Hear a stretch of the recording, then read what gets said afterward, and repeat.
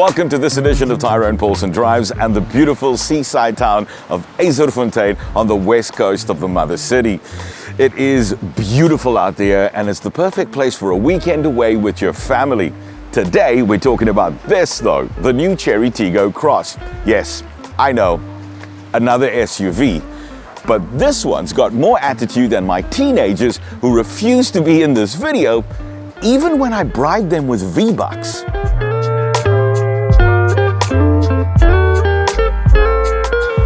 So I know you're probably thinking now, where does this car fit into the whole Chery family? Well, first up, what we get is the Tiggo 4. It's cute and spunky, and no, this is not the facelift version of that car, but it slots in between the 4 and the bigger and posher Tiggo 7, which is like your boss's double cab, but without the farm. And finally, the Tiggo 8 Pro, which is even more posh, but it's for when you've got more kids than seats at the spur. Now this guy here, the Tiggo Cross, is like the sportier, funkier, kinda in the middle child, you know, the one that kind of went to gym and now wears tight shirts and cool sneakers all the time.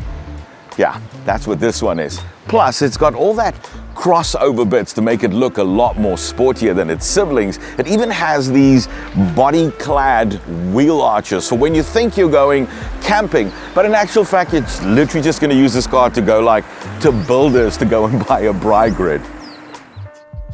There are two versions of the Tiggo Cross available for the South African market. The Comfort, which is just under the 400,000 Rand mark, and then there's this Elite version at 450,000 Rand. The standard features list is very extensive with things like climate and cruise control, emergency brake assist, traction control, electronic parking brake, front, side and rear airbags, and includes 17-inch rims. Where the Elite gets a whole host of extra features, including a cute little sunroof because it's kind of cute and small and nunus. It also gets things like adaptive cruise control, gets the bigger 18-inch wheels, gets a 360-degree camera, blind spot monitoring, lane departure warning, and an additional extra airbag in between the seats, totaling up to 7. There's also a host of extra features which is way too many to mention, to be quite honest, but it does include a hotspot facility for those, Dad, I can't connect to your phone, or hotspot, I don't got signal. You know those moments? In here, it will just work every time.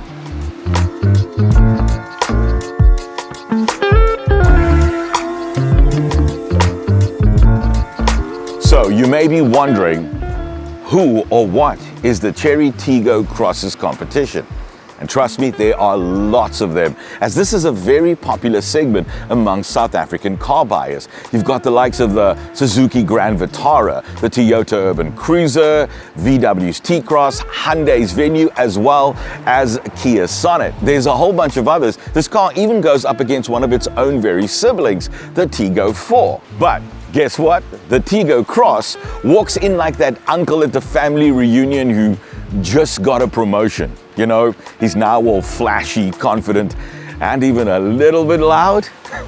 And besides the looks and the pricing that this car's got going for it, it also comes with a hard-to-beat warranty and service plan, which includes a 5-year, 150,000 kilometer vehicle warranty, a 10-year, 1 million kilometer engine warranty, and a 5-year, 60,000 kilometer service plan, as well as 5 years of roadside assistance. So it's got quite a bit to brag about.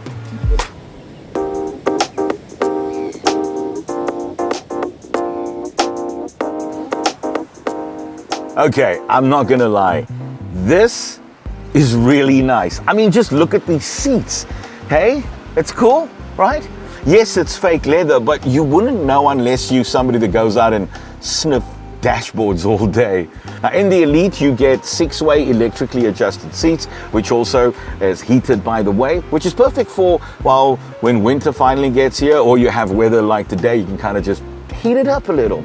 Then there are these two 10-inch displays, which is brilliant in my opinion. It now gives you on the infotainment side access to both Apple CarPlay and Android Auto wirelessly, so the kids can, well, ignore you in high definition. The digital cluster over here looks really good, you know, for the driver. It is configurable and it looks really lekker, man. It makes me feel like I'm driving a car that's a bit more expensive, not a car that I bought because I needed something practical, and that's lovely. And it looks like, again, like I said, really, really good. And it's easy to interact with because it's got even shortcut buttons over here. So that's a good thing. Another thing that is very good is the climate control system. It's all digital now. It has its own separate screen right over here. And it operates seamlessly. You just hit auto, it does what it needs to do. But it also has these buttons where you can control it yourself. And you don't have to go through this interactive screen or the screen here in front, which is very good. Does give me that whole Jaguar Land Rover kind of vibe. Ambient lighting is customizable to a set of 7 colors, and it will even pulsate to your radio beat, giving you even more ways to embarrass your teenagers when fetching them from their friends at night. The only real negative of the cabin was the size and location of the cup holders. You struggle to fit 2 large cups next to each other, and with items in them, you can't open the armrest storage space. But overall, like I said, this is really, really nice. The way it's all put together, it's very cool. Soft touch materials in places that you will not find in many other even premium brands. And compared to a lot of its competition, well, they don't even go to this level. So it's very good. The back seats are, like in most cars, set up for 3 passengers. It's got 3 seat belts in here, but you will maybe find it a bit tight. So maybe shorter journeys would be great. I mean, legroom is not restricted at all, and headroom is really, really decent. To be honest with you, you've got to be a giant to be uncomfortable in the back over here. Amenities that it's got is things like it's got, cup holders in the center armrest. It's got a USB-A port here at the back, only one unfortunately, and it's got an air vent as well. So it's got enough to keep your freeloading passengers who get in here really, really happy. Okay, well, I don't know, because if they're teenagers, we never know, or we don't know, but right?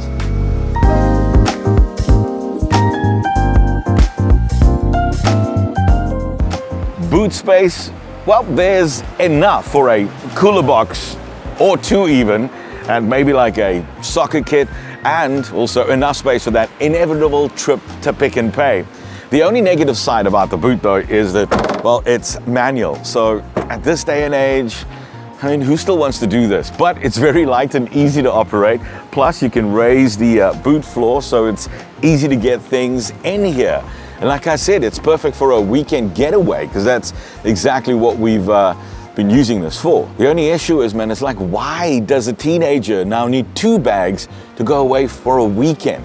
Like 3 days, two bags. What? But anyways, there's enough space in here for that.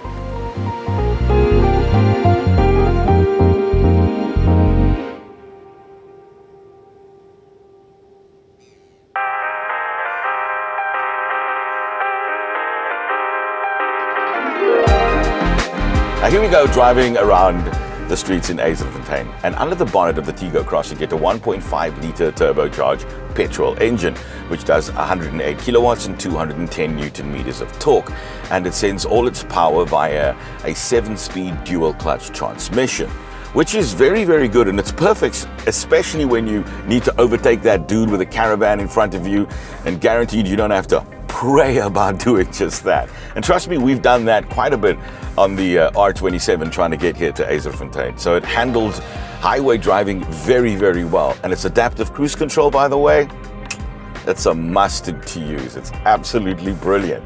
The one issue that I do have though is, well, this car's throttle control, if I could call that. It's accelerator pedal. It feels fine with your foot on it, but it doesn't initiate like very quickly. It's almost like there's a bit of a gap or a little spot that you need to find, and then it goes. The problem with that is that at times when you come to a stop like now, standing still, you need to pull away and there's nothing there. Then you put your foot down and then it jumps forward. And that's a little bit concerning. I do find though when you drive it in its eco mode that it doesn't do it. And that's cool, but you don't want to drive in eco all the time. Talking about eco, yeah, fuel consumption. Now, it is a bit of a contentious issue when it comes to Chinese brands because, well, they all do use fuel quite a bit. You see, there's that spot again with the throttle. Anyways, now Chery claims 6.8 liters per 100 kilometers that you're going to get on this. To be quite honest with you, I haven't got close to that at all. I've been averaging between 9 and maybe even just over 10 liters per 100 kilometers. And that's quite concerning for a car like this, especially in this, well, economy that we're in, where fuel consumption means everything. However, I have, after completing the 1 hour-long round trip from Cape Town to Yzerfontein 4 times, managed to get the figures down to 8.5 liters per 100 kilometers. But it's not as bad as, well, some of my friends' double cab buckies that they drive and that drinks like a oak on a Saturday at a rugby match. Otherwise, this car drives really, really well. Oh, there's just one other little thing. It's the little gear shifter. It's perfect, by the way. It's electronic. It shifts very good when it goes into its modes. The only issue is it's got its park button right on the top. And me, being a South African oak, we like driving with one hand on here and another hand on the shifter. I don't know why we do that. But anyways, it's got the park button right on the top. And when you end up, well, just putting your hand on there, you accidentally, every time, hit the park button. That's a little scary, especially when you're standing at a traffic light and you can't figure out why is the car not moving. But otherwise, this car drives really well. It handles all the road imperfections brilliantly. It drives smooth. Its gearbox is okay, except for that little throttle control thing. Look, I mean, this is a very, very good car for both driving around in the little dorpie or town or in your neighborhoods, sitting in traffic, and even when you need to hit the long road, it's very good for that. Yeah, this is a very, very good drive. It's a very cool car, and it looks good too. So yeah, it can be the perfect, cool family car. It kind of impressed my teenagers. Kinda.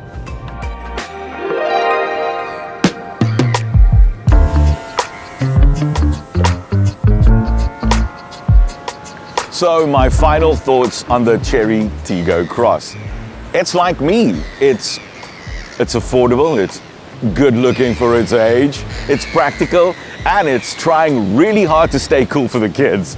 But on a serious note though, if you want something that feels premium without paying that premium money, then this definitely is a banger.